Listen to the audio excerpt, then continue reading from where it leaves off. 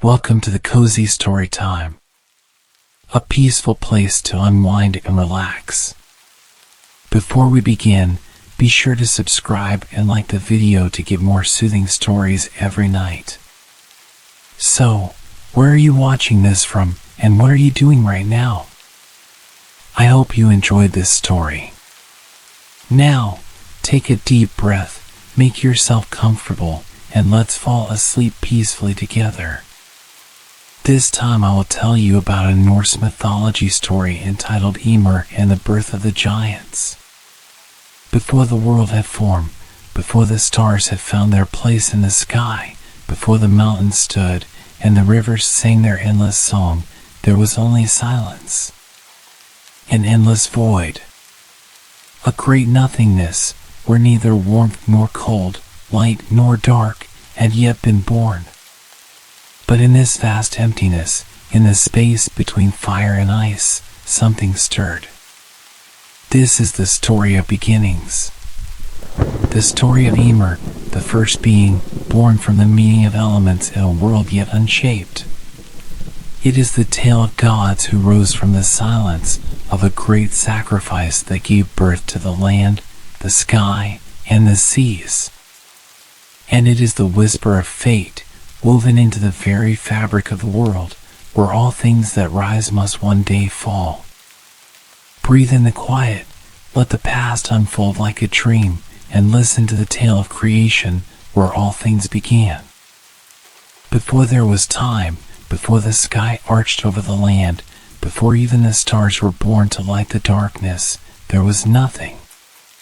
It was not an emptiness as one might imagine, for even emptiness suggests a space where something could be. No, this was a void beyond comprehension, a great and unfathomable expanse called Ginnungagap, the yawning abyss, the nothingness between all things. It was neither warm nor cold, neither bright nor dark, neither still nor moving. It simply was. For endless ages, Ginnungagap remained untouched. No sound disturbed its silence, no form stirred within it. There were no hands to shape it, no will to command it. It was the space between what did not yet exist. But there was something beyond Ginnungagap, at its furthest edges, where the void met the stirrings of what would one day be. To the north, there lay a realm of bitter frost and deep shadows, Niflheim, the land of ice and mist.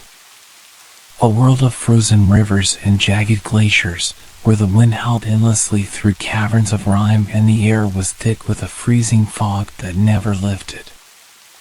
At its heart lay the wellspring of all icy waters, the great and ancient Ymir, from which 11 rivers, the Olivigar, flowed out into the abyss. The waters of these rivers were unlike any found in the world today. They were thick, filled with a primal force, surging forth only to freeze solid in the crushing cold, layer upon layer of ice forming as they reached further into the void. To the south, in stark contrast, burned a realm of unquenchable flame, Muspelheim, the land of fire. Here, no ice could stand, and no mortal could endure the searing heat. Rivers of molten rock carved paths through mountains that glowed red-hot, and flames danced in wild abandon, never ceasing, never diminishing.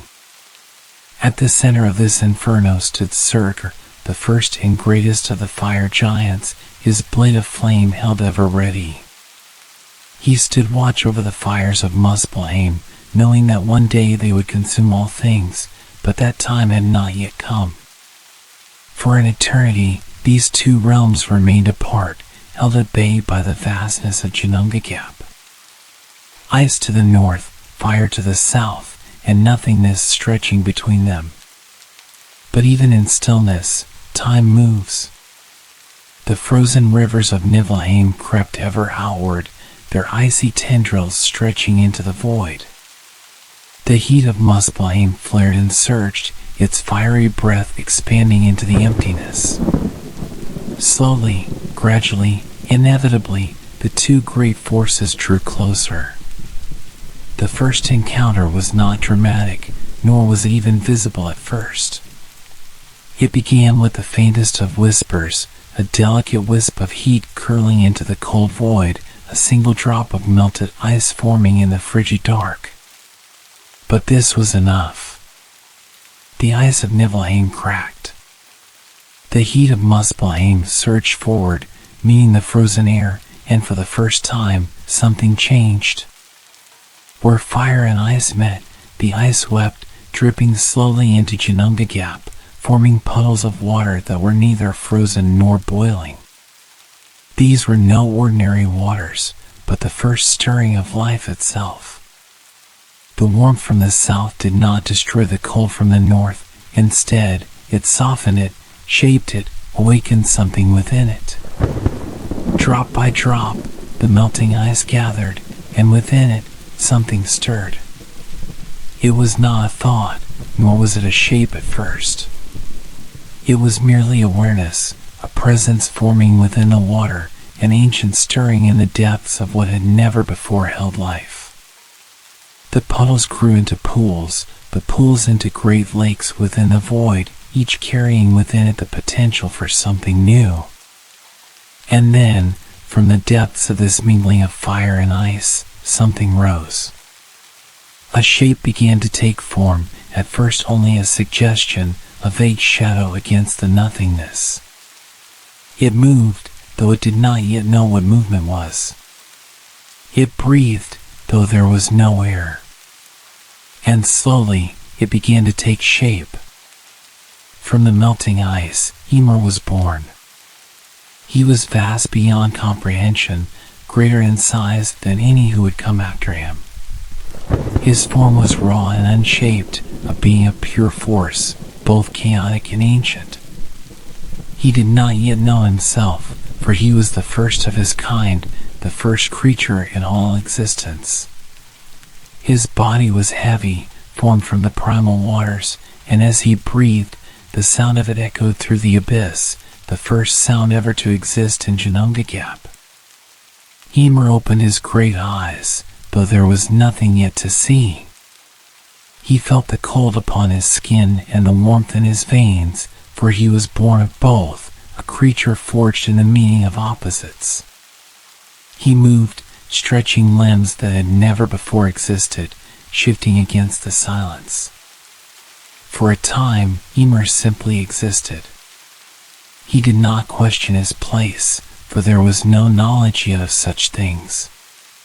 He did not wonder where he had come from, for there was nothing yet to compare himself to. He was alone, but he did not know the meaning of solitude, for he had never known another. But he was not the only thing that had formed from the melting ice. Though he did not yet see it, another shape had begun to emerge, something that was not of his kind, something that would change the course of all things to come. A great cow, vast and strong, her hide thick with frost and her breath cool as the winter wind. She, too, had formed from the mingling of fire and ice, and her name was Audhumbla. She stood upon the ice, her great hooves echoing through the void, her eyes calm and knowing. Unlike Ymir, she did not question, for she had no need to. She simply was, as she had always been meant to be. Ymir stirred, his great body shifting, and as he did, he felt something within him. Hunger. It was a need that had no name, a deep, pulling ache that gnawed at him, demanding to be filled. He did not know what hunger was, only that he must answer it.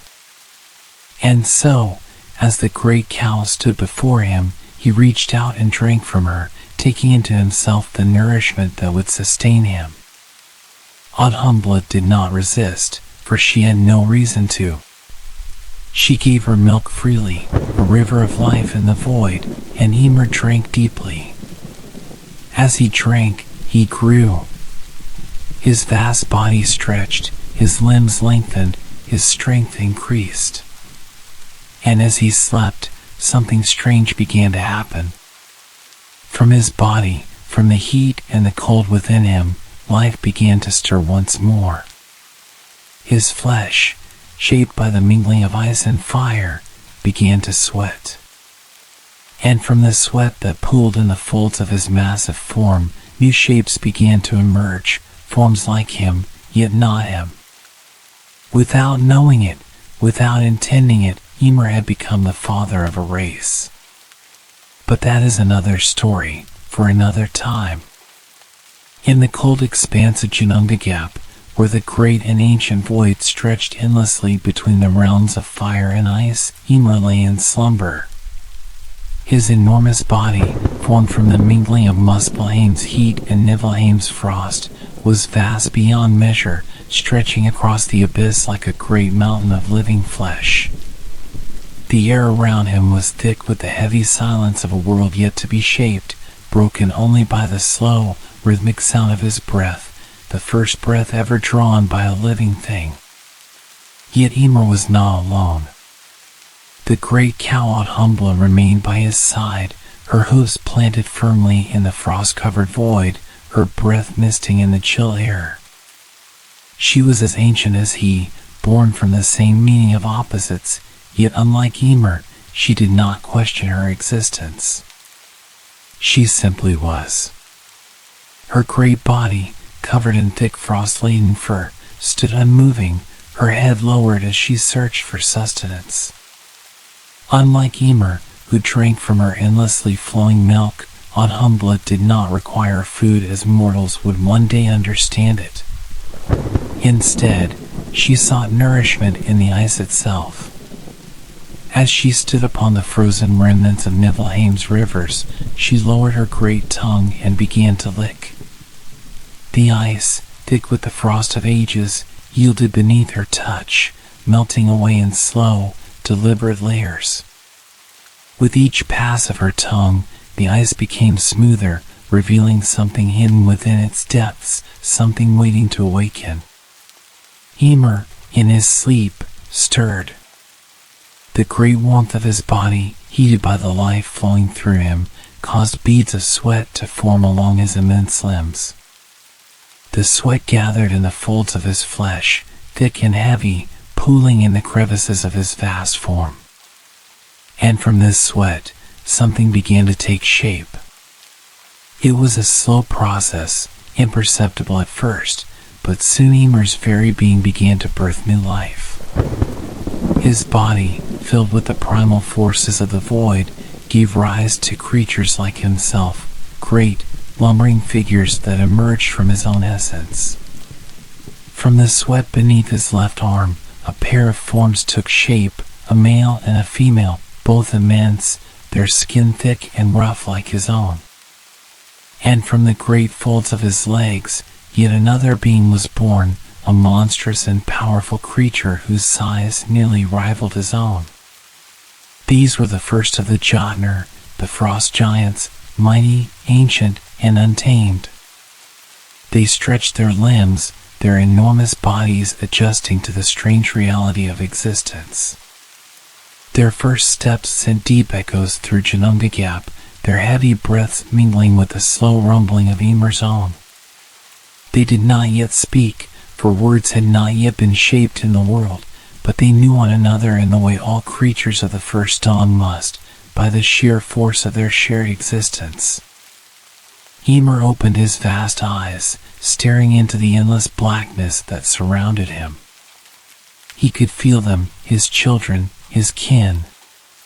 They were born of him, of his very flesh and essence, yet they were separate. For the first time, he knew something other than solitude. And for the first time, he felt a stirring deep within his vast heart. Was it pride?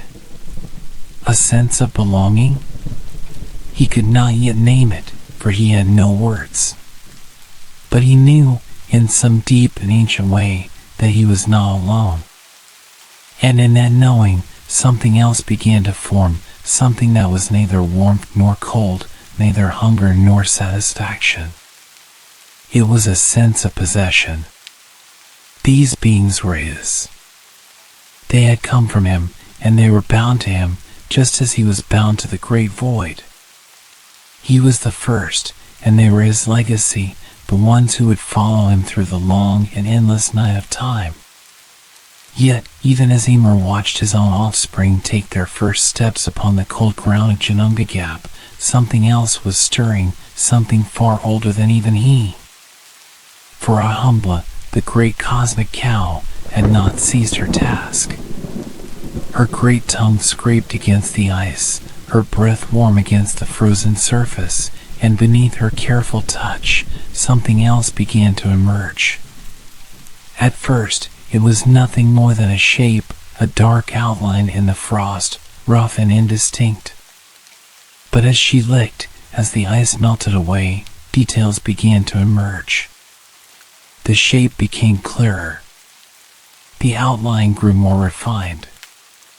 And then, at last, a face appeared. It was not like Ymir's great, rough countenance, nor like the looming forms of the frost giants that had come from his sweat. This was something different, something sharper, something stronger. The face was noble, with high cheekbones and a proud brow. Beneath the frozen surface, the shape of broad shoulders and a powerful chest could be seen, half-formed, waiting to be fully freed. Ahumbla licked again, her warm breath melting away the last remnants of ice, and finally, the being emerged. He was tall, towering yet lithe, his form different from the lumbering bulk of Ymir and his kin. His hair was long and dark, his eyes deep with knowledge that should not have been possible for one who had just awoken. He did not stumble as he stepped forward, nor did he look about in confusion. He simply was, as though he had always been meant to be. His name was Buri, and he was the first of the gods. Ymir, watching from his place within the void, felt something shift within him. He did not know this being, this figure that had emerged from the ice by the will of something greater than even he. Buri was not like the frost giants, nor was he like Ymir himself. He was something else, something new. The first god stood tall and unmoving, his eyes scanning the vast emptiness of Ginnungagap. He did not yet know his purpose, nor did he yet know what he would become. But he was there, and that alone was enough. Ymir's great body tensed, a slow and heavy breath rumbling from his chest. He did not know what he felt as he gazed upon this being, this stranger who had emerged from the ice. It was not anger, for he did not yet understand hatred. Nor was it fear, for he had never before known something to fear. But deep within him, something whispered that the coming of this new being would change everything. And as Ymir lay in the vast darkness of Ginnungagap, surrounded by the giants who had sprung from his own flesh, he could not yet know that the first thread of fate had been woven, that the world itself had begun to take shape in ways he could never control. For though he did not yet understand it, his time as the greatest being in existence was slowly drawing to an end. Ginnungagap, once a silent void, now stirred with the presence of life. Ymir, the first and mightiest of the giants, lay upon the cold expanse of the abyss, surrounded by his own kind, beings born from the sweat of his great body. The frost giants, his children, roamed the darkness, their massive forms moving with heavy steps, their voices deep and wordless. But now, something had changed. Another being had emerged, born not of Ymir's flesh, but freed from the ancient ice by the great cow Ahumbla. Buri, the first of the gods, stood apart from the giants. His figure was tall and strong, his presence filled with a quiet power that Ymir did not understand. Unlike the lumbering forms of the Jotnar, Buri was graceful, his movements precise, his thoughts sharp as the cold wind. Ymir watched him in silence, his massive chest rising and falling with slow, deliberate breaths. He did not yet know what to make of this being. Buri did not challenge him, nor did he bow before him. He simply existed, as though he had always belonged in this vast and empty space. But the presence of Buri was not an end, it was a beginning. Time passed, though there was yet no sun to measure it, no stars to track the days. Buri, the first god, wandered the void, his mind filled with thoughts unknown to the giants. And in time, from his own being, he brought forth a son, Bor. Bor was like his father in form, strong and noble, with a presence that was different from the heavy, primal might of the Jotnar. But unlike Buri, Bor was not alone for long. He found companionship in Besla, a daughter of the frost giants, born from the ancient line of Ymir. From their union, 3 sons were born, 3 beings whose existence would change the fate of all things. Their names were Odin, Vili, and Ve. These 3 brothers, born of the line of the gods yet tied to the blood of the giants, grew strong in the formless void. From the moment they could walk, they were not as the others who dwelled in Ginnungagap. They did not wander in mindless hunger like the frost giants, nor did they simply exist as Ymir had before them. They were different. They looked at the endless void, the shapeless world around them, and they wondered. Where the Jotnar lived without thought, the 3 brothers asked questions. Where the giants took what was before them without care, Odin, Vili, and Ve sought to create. And most of all, they looked upon Ymir, the great and ancient being from whom the frost giants had sprung, and they felt something stir in their hearts, something they did not yet have a name for.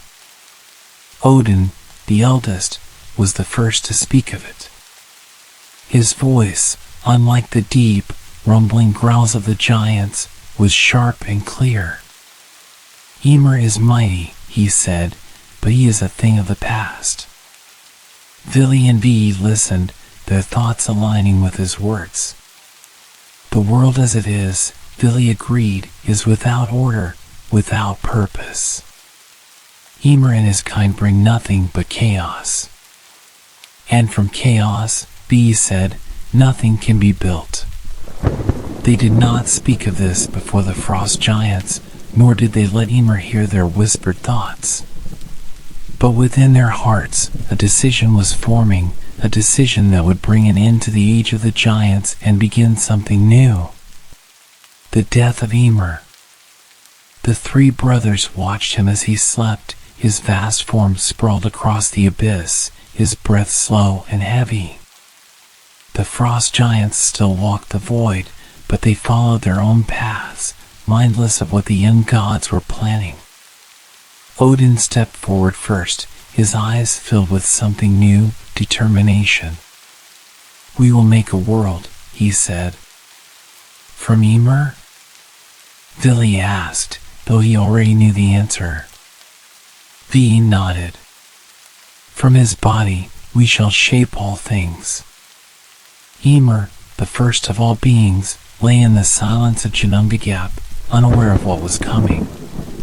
He did not know that his time, long and endless as it seemed, was drawing to its close. He did not know that the 3 sons of Bor, the first gods, had set their sights upon him. And he did not yet know that the world itself would be born from his death. Ymir, the great forefather of the Jotnar, slumbered deep within the void of Ginnungagap. His breath, heavy and slow, filled the endless darkness with a rhythm as ancient as existence itself. Around him, his children, the frost giants, roamed without purpose, their great lumbering forms moving aimlessly through the formless abyss. They did not think of change, nor did they wonder about the world beyond their own existence. They simply were. But Odin, Vili, and Ve, the sons of Bor, were not like them. The 3 brothers had spent their lives observing the giants, watching the way they wandered without thought or reason. They had listened to Ymir's heavy breaths, to the meaningless growls of the Jotnar, and they had longed for something more. Odin, the eldest, had seen the formlessness of the void and imagined something greater, a world of structure, a world of light and shadow, of land and sky, of purpose. But so long as Ymir lived, the void would remain as it was, a shapeless realm of ice and darkness. And so, the three brothers made a choice. They would kill Ymir.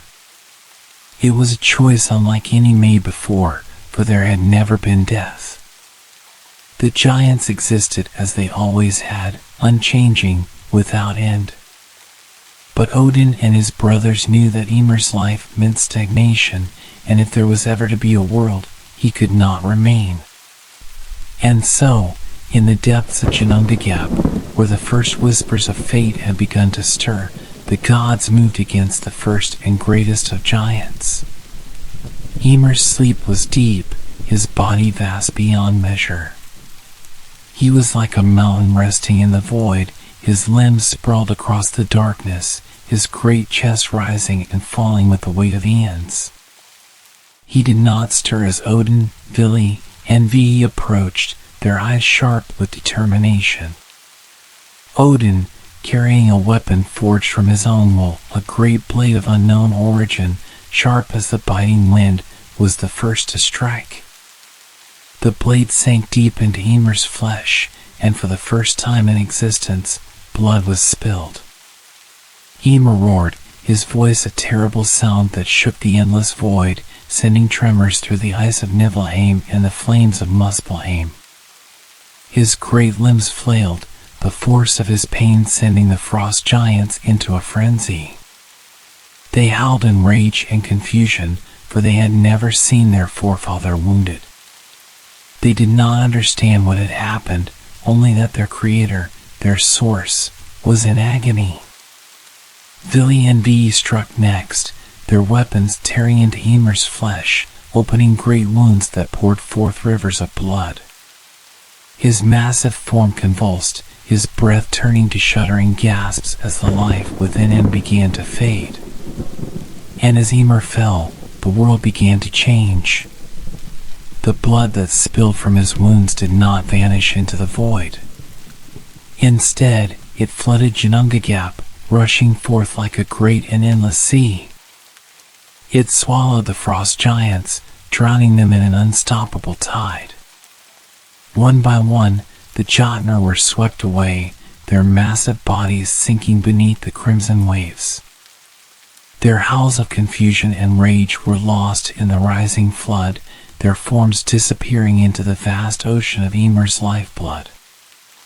Only a single pair of giants survived the deluge, Ymir and his wife, who climbed onto a great wooden object and floated upon the waves, carried away from the slaughter.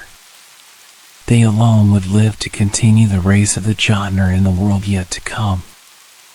The body of Ymir, vast beyond imagining, now lay still, the last of his breath fading into the darkness.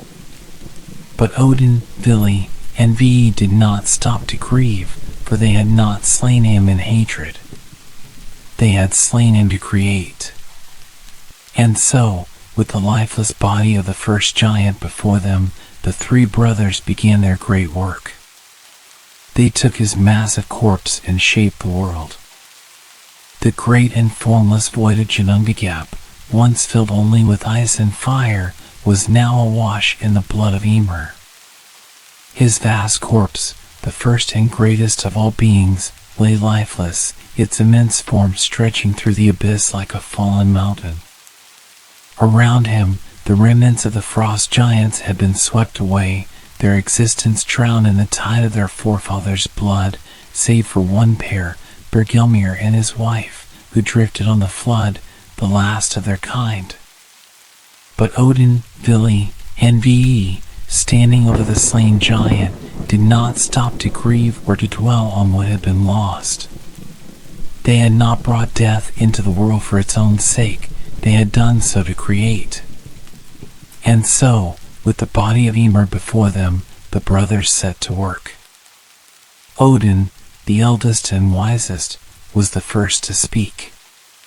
His flesh shall be the land, he said, laying his hand upon Ymir's cold and heavy form.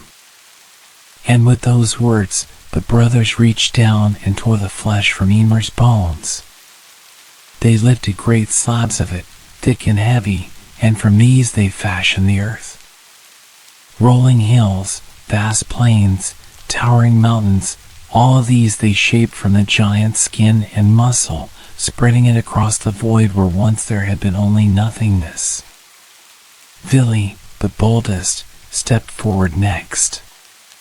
His blood shall be the sea, he declared. And so they took the great rivers of blood that had spilled from Ymir's wounds and let them flow, pouring them into the vast empty spaces between the land. From his veins, the oceans were born, deep and endless, stretching far beyond the eye's reach. The rivers and lakes followed, winding through the lands the brothers had formed, carving paths through the newly shaped world. Then Ve, the most precise of the three, pointed to Ymir's towering bones. From these, he said, we shall make the mountains and the cliffs. And so they did. The brothers pulled great ribs from Ymir's body and planted them into the land, their jagged peaks rising high into the sky. They took his spine and laid it across the world's back, forming a great mountain range that stretched far and wide. His teeth and fragments of his broken bones became the rocks and pebbles that scattered across the land, each one a piece of the fallen giant's body. But still, the world was not yet complete. The brothers looked upon their creation and saw that something was missing. It was empty, vast, and lifeless. Then Odin turned his gaze upon Ymir's skull. This, he said, shall be the sky. And so they lifted the great skull of Ymir, so massive that even the three gods together struggled to bear its weight. With great effort, they raised it high above the earth and set it in place, forming the dome of the heavens. To hold it aloft, they placed 4 mighty dwarfs at its corners, Nori, Suri, Austri, and Vestri, the first of their kind. These 4 beings, born from the bones of Ymir, took their places at the edges of the world, their strength keeping the sky from crashing down upon the land. But the sky was dark, an empty void stretching endlessly above them. It was then that Odin reached into the depths of Muspelheim, the land of fire, and seized great sparks from its burning core. He flung these embers high into the heavens, and they became the stars, glittering in the vast blackness above. The largest and brightest of them he set in motion, forming the sun and moon, which would travel across the sky in a great eternal cycle, marking the passage of time. With the heavens and the earth shaped, the 3 brothers turned their attention to the space around them. They took what remained of Ymir's skull fragments and scattered them across the sky, forming the clouds. His brains, strange and vast, they fashioned into the mist and fog that would drift over the land. And with the last of his body, they shaped the heavens and the realms beyond, ensuring that their new world had depth and balance. At last, they stepped back and looked upon what they had made. The formless void of Ginnungagap was no more. In its place stood a world, vast, beautiful, and alive. The seas churned, the mountains rose tall and proud, the sky stretched endlessly above, filled with the glow of countless stars. It was a world unlike anything that had ever existed before, a realm of shape and meaning, created from the body of the first and mightiest of the giants. But their work was not yet done. For though the land was formed and the sky set above it, the world was still empty, a place without life, without beings to walk its vast expanse, to see its beauty, to shape its fate. And so, the gods turned their gaze to the next task, the creation of those who would dwell within their new world. The world was vast and beautiful, shaped from the body of Ymir. The land stretched far and wide, the mountains stood tall, the rivers carved their paths through the valleys, and the sky arched high above, glittering with stars. Yet for all its beauty, it was still a world without life. The land was silent, waiting for something more. Odin, Vili, and Ve, the three brothers who had shaped the world, stood upon the earth and gazed across their creation. They saw the rivers flow and the wind whisper through the mountains, but there were no voices, no footsteps to stir the soil, no eyes to look upon the beauty of the world they had built. "This world is empty," Vili said. "It is ready," Ve agreed, "but it lacks those who will live within it." Odin, the eldest and wisest, looked out upon the land, his mind already turning. "Then let us fill it," he said.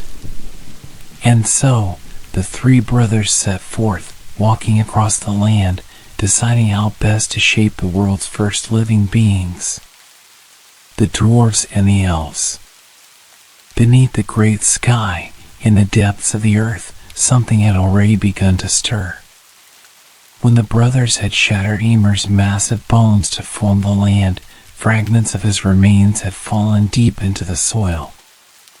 There, hidden away from the open sky, they had begun to change. From the marrow and stone, from the darkness beneath the mountains, strange creatures began to take shape.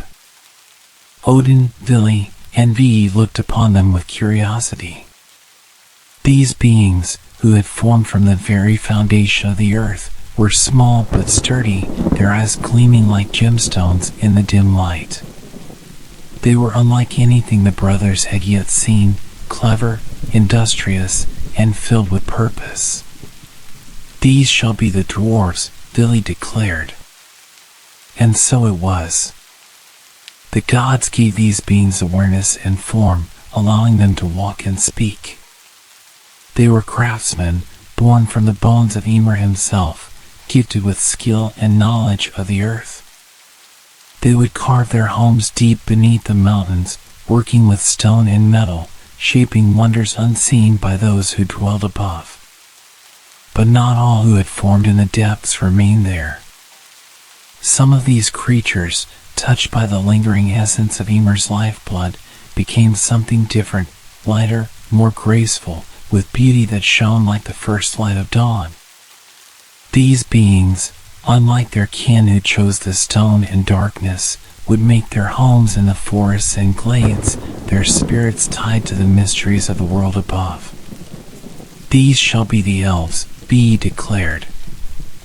And so it was.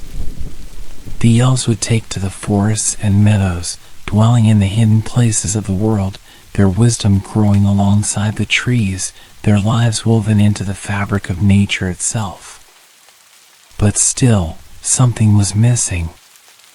The world had its deep dwellers and its forest spirits, but there were no beings to walk freely upon the land, no creatures to make the world truly their own. And so, the gods continued their work. The animals of the land, sea, and sky. The three brothers turned their gaze to the rivers, the mountains, and the wide fields. "Let the seas and rivers be filled," Ve said. And so, from the waters rose the fish and the great sea beasts, their scales glistening in the light, their fins cutting through the deep. The rivers swelled with life, teeming with creatures that would fill the waters for ages to come. "Let the land be filled," Vili said. And so, across the rolling plains and the thick forests, beasts of every shape and size sprang forth.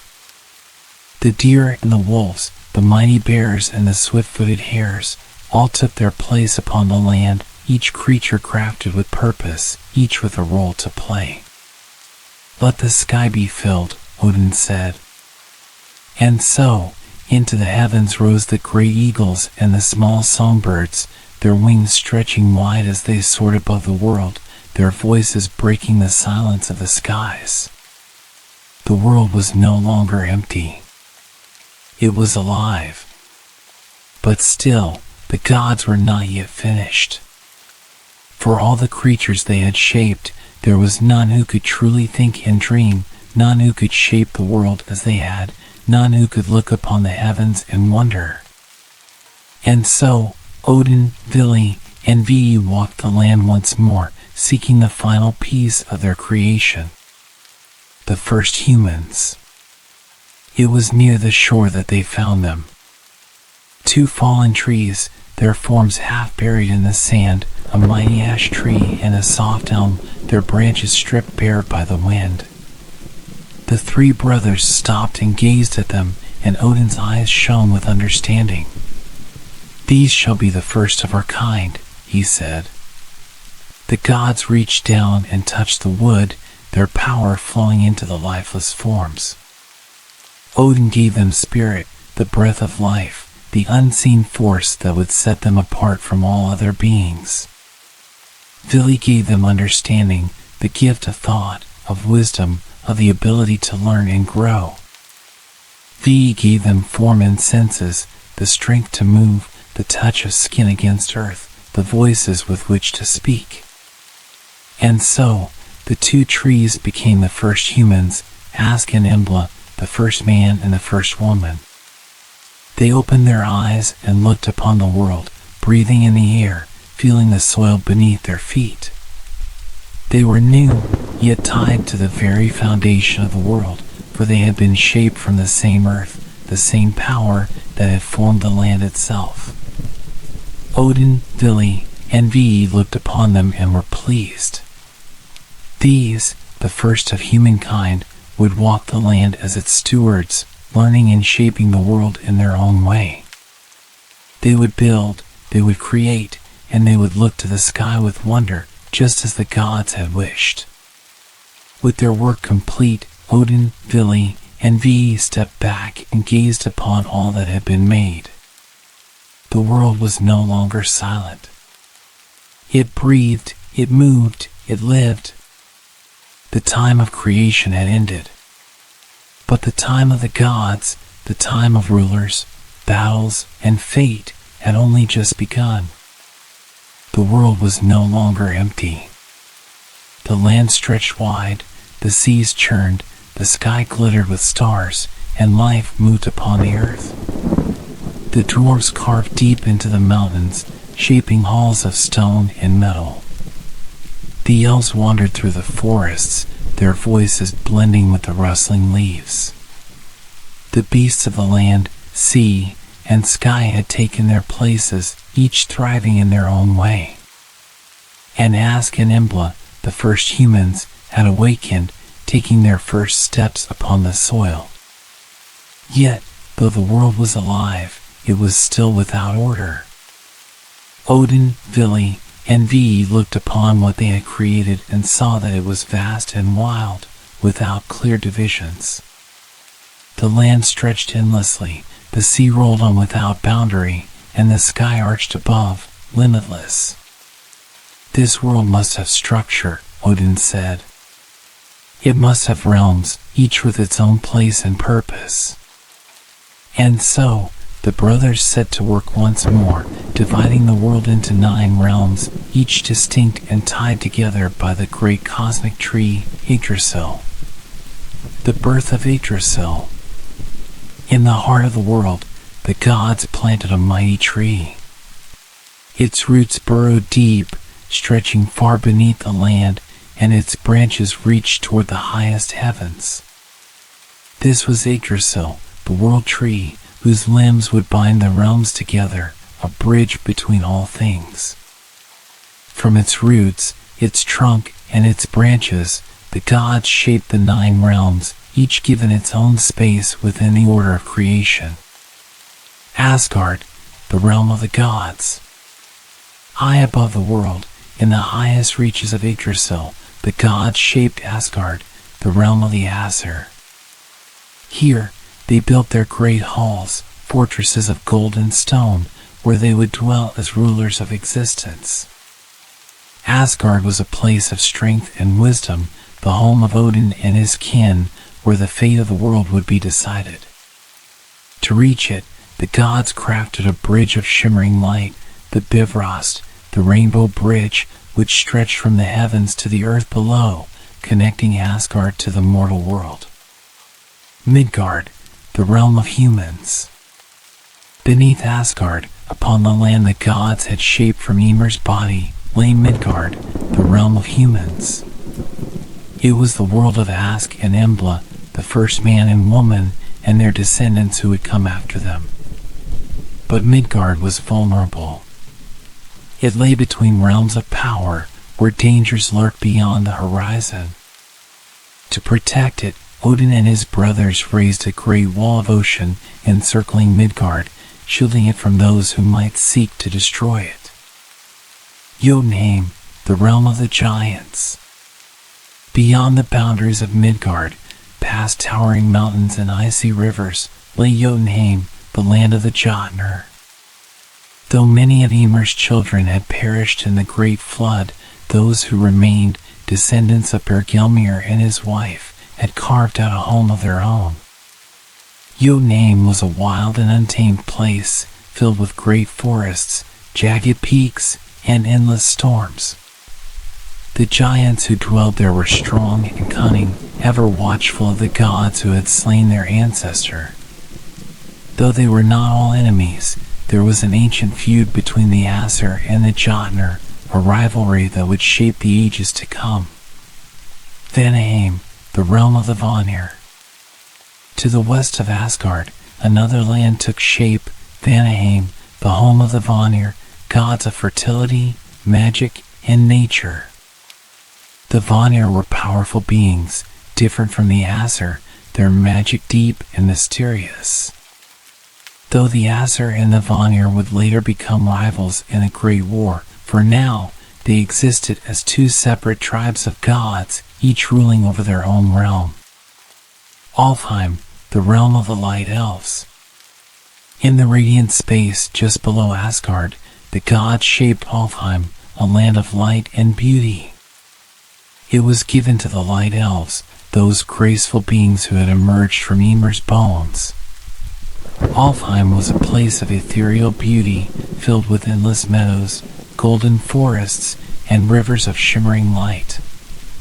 The elves who dwelled there were wise and skilled in magic, their songs filling the air like the wind through the leaves. Svartalfheim, the realm of the dwarves. Beneath the mountains, in the deep places of the world, the gods recognized another race, the dwarves, born from the marrow of Ymir's bones. And so, they shaped Svartalfheim, the land of the deep dwellers. Here, the dwarves crafted their homes, carving vast halls and tunnels beneath the earth. Masters of metal and stone, they forged weapons, armor, and treasures beyond imagination, their skill unmatched by any other beings. Nidavellir, the forged halls. Closely tied to Svartalfheim was Nidavellir, the land of fire and forges. It was here that the dwarves built their greatest workshops, where the flames never died, and the ringing of hammers echoed eternally. It was from these halls that the greatest artifacts of the gods would one day be crafted, Mjolnir, the hammer of Thor, and Gungnir, the mighty spear of Odin. Muspelheim, the realm of fire. Far to the south, where the fires of creation still burned, lay Muspelheim, the land of flame and chaos. It was a place of searing heat, where rivers of lava flowed, and the sky burned with endless fire. Here dwelled the fire giants, led by their ruler Surtur, who wielded a great flaming sword. Muspelheim was a place of destruction, a realm that would one day bring doom upon the world when Surtur and his kin would march forth at the end of time. Niflheim, the realm of ice and mist. Opposite Muspelheim, in the furthest reaches of the north, lay Niflheim, the realm of ice and mist. This was the land of cold and shadow, where the first frost had formed in the time before time. Deep within Niflheim, at the heart of its darkness, lay the great well for Ymir, from which all rivers flowed. It was a land of mystery, its cold touch reaching across the worlds. Helheim, the realm of the dead. And finally, in the depths of Niflheim, the gods shaped Helheim, the land of the dead. This was the place where those who did not die in battle would go, ruled by Hel, the daughter of Loki. Helheim was a place of quiet shadow, where the spirits of the departed would wander, far from the light of Asgard. It was neither a place of torment nor paradise, simply the final resting place of those who had lived and died outside the glory of war. The world takes shape. With the 9 realms set in place, the world was no longer formless. It had structure, purpose, and balance. Yggdrasil, the mighty world tree, bound the realms together, its roots stretching into the deepest places, its branches reaching into the highest heavens. The gods had shaped a world of order from the chaos of Ymir's body. But with the world now divided, it was clear that conflict would one day come. The Aesir and the Vanir, the gods and the giants, the living and the dead, all had their places, but all had their own desires, their own destinies. And though creation had come to an end, the story of the world was only just beginning. Jotunheim, the realm of the giants. Beyond the boundaries of Midgard, past towering mountains and icy rivers, lay Jotunheim, the land of the Jotnar. Though many of Ymir's children had perished in the great flood, those who remained, descendants of Ymir and his wife, had carved out a home of their own. Jotunheim was a wild and untamed place, filled with great forests, jagged peaks, and endless storms. The giants who dwelled there were strong and cunning, ever watchful of the gods who had slain their ancestor. Though they were not all enemies, there was an ancient feud between the Aesir and the Jotnar, a rivalry that would shape the ages to come. Vanaheim, the realm of the Vanir. To the west of Asgard, another land took shape, Vanaheim, the home of the Vanir, gods of fertility, magic, and nature. The Vanir were powerful beings, different from the Aesir, their magic deep and mysterious. Though the Aesir and the Vanir would later become rivals in a great war, for now they existed as 2 separate tribes of gods, each ruling over their own realm. Alfheim, the realm of the Light Elves. In the radiant space just below Asgard, the gods shaped Alfheim, a land of light and beauty. It was given to the Light Elves, those graceful beings who had emerged from Ymir's bones. Alfheim was a place of ethereal beauty, filled with endless meadows, golden forests, and rivers of shimmering light. The elves who dwelled there were wise and skilled in magic, their songs filling the air like the wind through the leaves. Svartalfheim, the realm of the dwarves. Beneath the mountains, in the deep places of the world, the gods recognized another race, the dwarves, born from the marrow of Ymir's bones. And so, they shaped Svartalfheim, the land of the deep dwellers. Here, the dwarves crafted their homes, carving vast halls and tunnels beneath the earth. Masters of metal and stone, they forged weapons, armor, and treasures beyond imagination, their skill unmatched by any other beings. Nidavellir, the forged halls. Closely tied to Svartalfheim was Nidavellir, the land of fire and forges.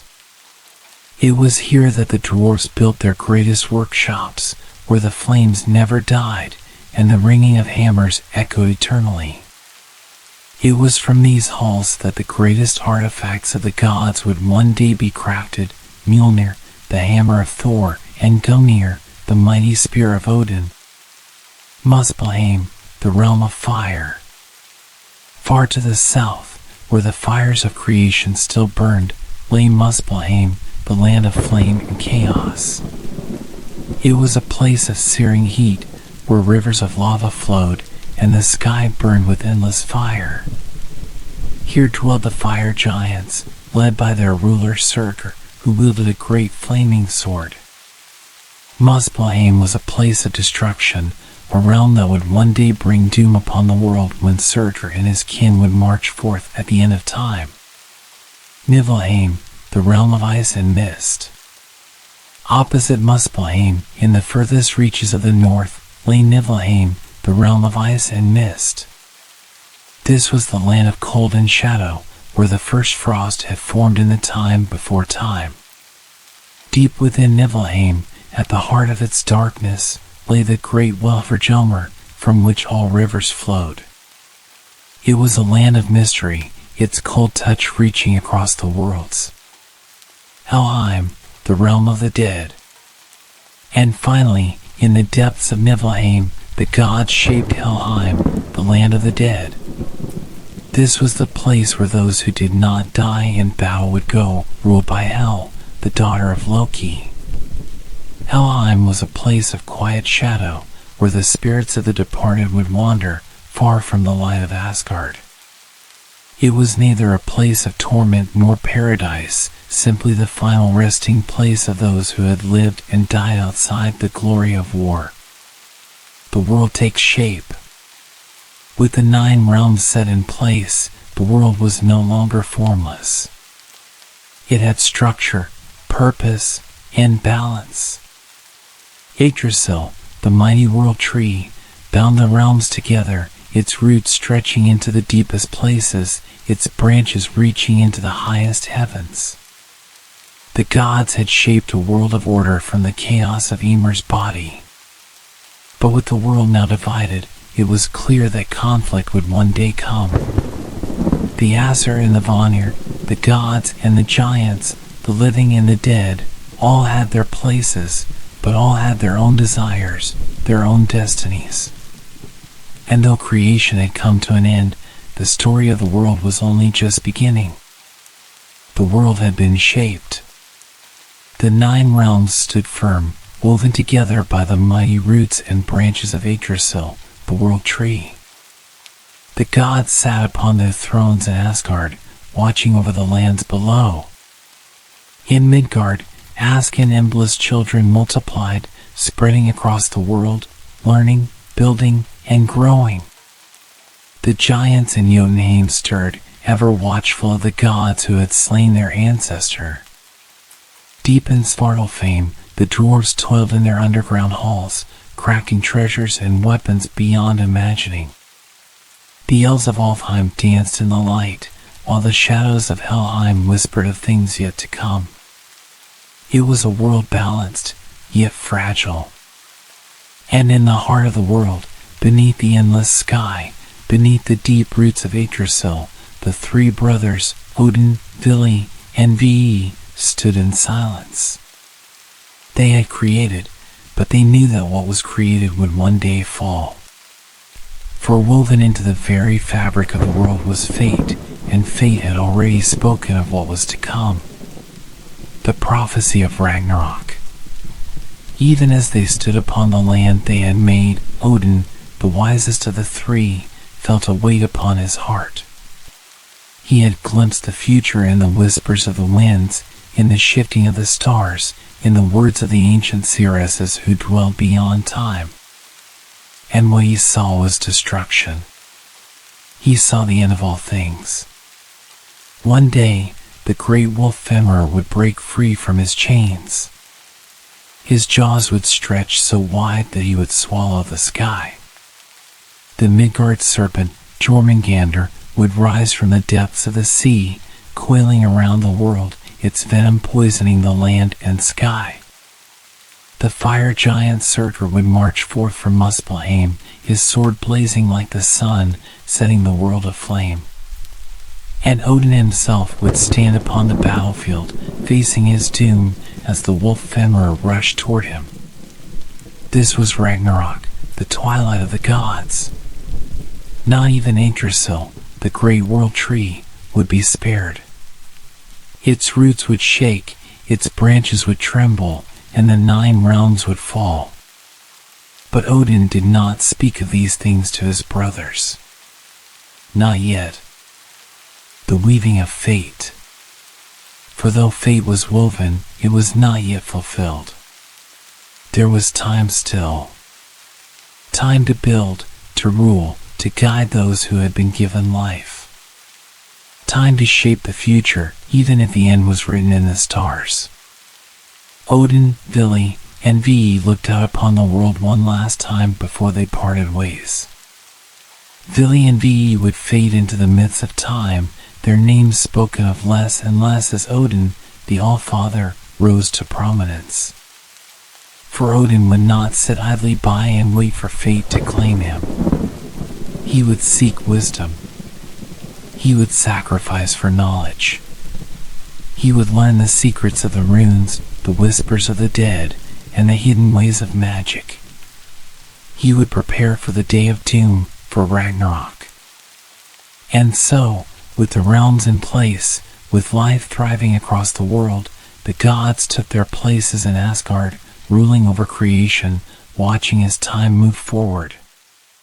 The world had begun, but the cycle was set. For all things that are born must die. And one day, the fire would come. And thus, the world was formed. From the silent void, land, sea, sky, and stars emerged, shining in eternity. The gods sat upon their thrones, watching over the universe they had created. Below them, humans walked their destined paths. In the far corners of the world, the giants waited, the fire continued to burn, and the ice remained frozen. Everything was in its place, for now. Yet, beyond the silence of the night and the whispers of the wind, fate continued to weave its threads. The world born from destruction would one day return to the void. Like a river flowing to the sea, like leaves falling from the tree, all that exists will change, and all that begins will one day find its end. But tonight, let the world rest. Let the melody of fate flow gently, like the wind song through the branches of Yggdrasil. Close your eyes, listen to the silence, and let this story carry you into a peaceful sleep, just as the world breathes in quiet harmony. Good night, and until we meet again in the next tale.